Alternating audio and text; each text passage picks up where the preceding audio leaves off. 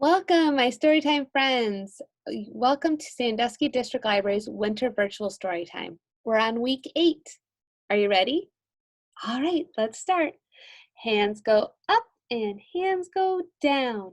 I can turn myself around. I can stand up on one shoe. I can listen, so can you.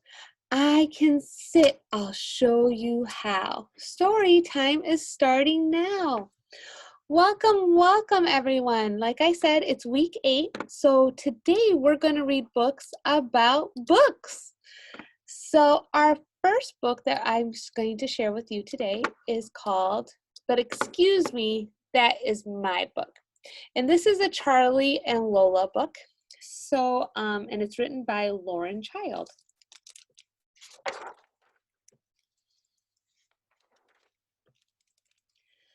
I have a little sister, Lola. She is small and very funny. Lola loves reading and she really loves books. But at the moment, there is one book that is extra specially special. One day, Lola says, "Charlie, Dad says he will take us to the library and we must go right now and get beetles, bugs, and butterflies." Lola loves beetle, bugs, and butterflies. I say, "But Dad took that book out for you last time and the time before that." Then Lola says, "But Charlie, Beetles, Bugs, and Butterflies is a very special book. That is my favorite and I really need it. Now. Don't you know Beetles, Bugs, and Butterflies is the best book in the whole world?" And Lola says, "You see, Charlie, the bugs are quite buggy and the butterflies are really beautiful and the beetles are very silly. The beetles get stuck and his legs are very funny and he can't turn over." I know that, Lola. Come on, Dad's waiting. All his funny little legs, Charlie. When we get to the library, Lola is still saying Beetles, Bugs, and Butterflies is the very best book in the world because you learn a lot and it is very great and extremely very interesting and I really must get it. When we get inside, I have to say, "Shh, Lola, it's a library. We have to be quiet." Lola says, "But I can't find my book, Charlie." And I say, "Then why don't you try looking for it in all the books beginning with B?" So Lola says, B, where is my book? Where can it be? I say, "Lola, be quiet." She says, "I am being quiet, Charlie." I said, "Shh." She says, "I am shushing. It's not there. My book's not there." I say, "Lola, be quiet." Lola says, "But Charlie, my book is lost." I say, "Lola, remember this is a library, so someone must have borrowed it." Lola says, "But Beetles, Bugs, and Butterflies is my book." I say, "But it's not your library. Someone else obviously wanted to read your book." Lola says, "But they can't. It's my book." So I say, "Lola, just think. There are hundreds and hundreds of other books in the library to choose from. There are spy books and dinosaur books, adventure books and scary books, books about princes, airplanes, astronauts, books about castles, dragons, and volcanoes, monsters, mountains, and pixies, and books about Romans." I say, "Look, Romans." This one tells you all about history in the Roman times, like how Romans built long, straight roads and rode chariots and had fights with swords. But Lola says, "Too many big words, Charlie. My book has got pictures that I really like." So I say, "Okay, Lola, let's try to find a book with more pictures and less words. How about this? An encyclopedia. It's got millions of drawings and millions of facts. You can learn about everything. Look, this page is all about helicopters." "It's too loud, Charlie. I don't really like these big books." You see, Charlie, I am very right. Beetles, Bugs, and Butterflies is the best book ever. I say, "You might be right, Lola, but see what you think of this. It's a pop-up book. But Lola says, a book that has cherry blossom rain in it is nice, Charlie, but is not funny. Then Lola says, Beetle, Bugs, and Butterflies is really funny. It makes me laugh and laugh and laugh. I say, so it's an animal book you want. A book with a lot of pictures, a story, no big words, and animals that make you laugh. Lola says, yep. I say, how about this, Lola? Cheetahs and chimpanzees. Lola says, are there beetles, bugs, and butterflies in it? I say, no, they're cheetahs and chimpanzees. Give it a try, Lola, please. Lola says, okay, Charlie, I will, but it won't be as good as beetles, bugs, and butterflies. Oh no, Charlie, look, that girl's got my book and I don't think she knows it is my book. No, just wait. That's my, I just like my book, Charlie. Lola says, I want my book, Charlie. And I say, but you said you would try cheetahs and chimpanzees. Lola says, well, I'll try it, but it won't be as good as beetles, bugs, and butterflies. But then Lola says, oh, look at that. The cheetahs are very fast and the chimpanzees are very cheeky. And in fact, you know what, Charlie? This book is probably the most best book in the whole wide world because it is so interesting and so lovely. And you know, it has the absolutely best pictures of any book ever. And the baby chimps are very funny. Oh, thank goodness she found another book that she could enjoy, right? Okay, so for our storytime craft today, we are going to do reading pointer wands. So you should, in your storytime craft kit, have a bag and I put a bunch of goodies in it. You don't have to use them all, but I just wanted to give you lots of options on how to decorate your wand. So you should have a bag that has a popsicle stick. It should have some different colored stickers. And then it should have at least a couple different jewels. So then and of course the most important part, stars, 2 stars. So what you're going to do first things is take the sticker part off the back end of your straws or your stars. And then you're going to that both and then match it up with the other star and then squeeze them together. So that way you don't have to worry about any sticky parts of the sticker showing. So then you can decorate this part however you'd like. You could decorate both sides if you want to.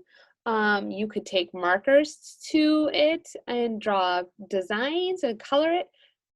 You can use these stickers and jewels. If you don't want to use the jewels and stickers, that's okay.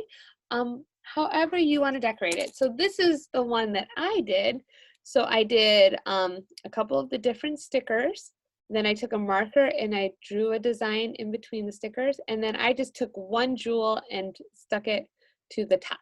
So this is and then what you do, you can use this for is the next time you're reading with a grown-up, go ahead and you can point to the words as your grown-up is reading it, okay? All right, so let me get the next book ready. So our next book is called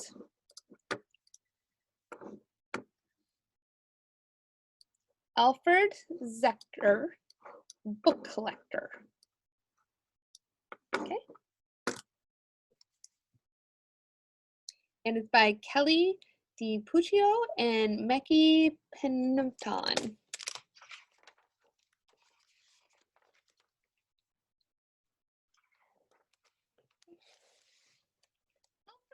Zechter was a book collector.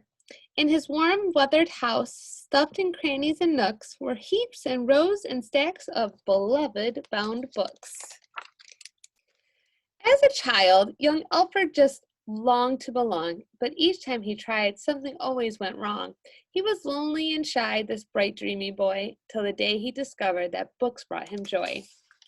Time flew and stacks grew, every shelf overflowing. As Alfred got older, his collection kept growing. Alfred's cabinets were crammed with novels, not dishes.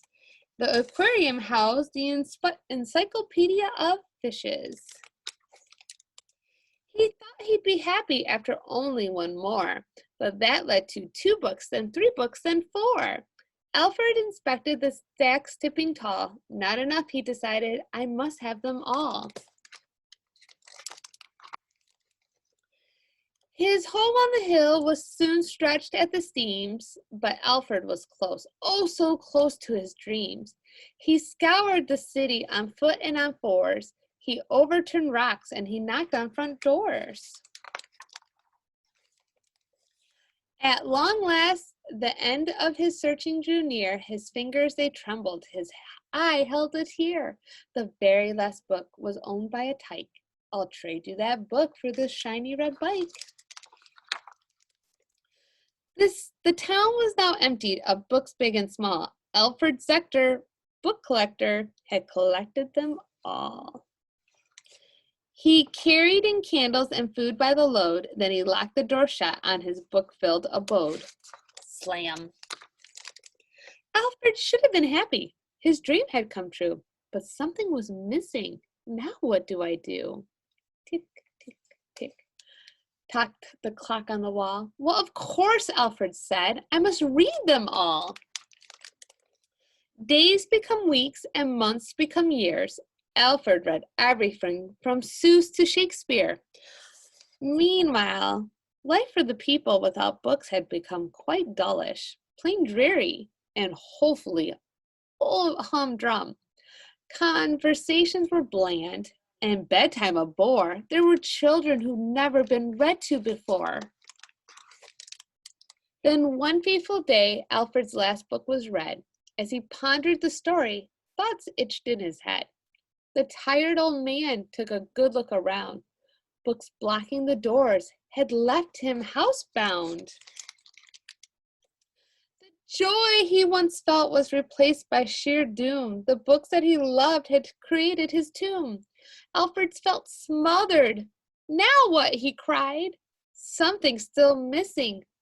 What is it? He sighed. Alfred shuffled and shimmied up the tall chimney stack. He emerged out the top of his weed-woven shack.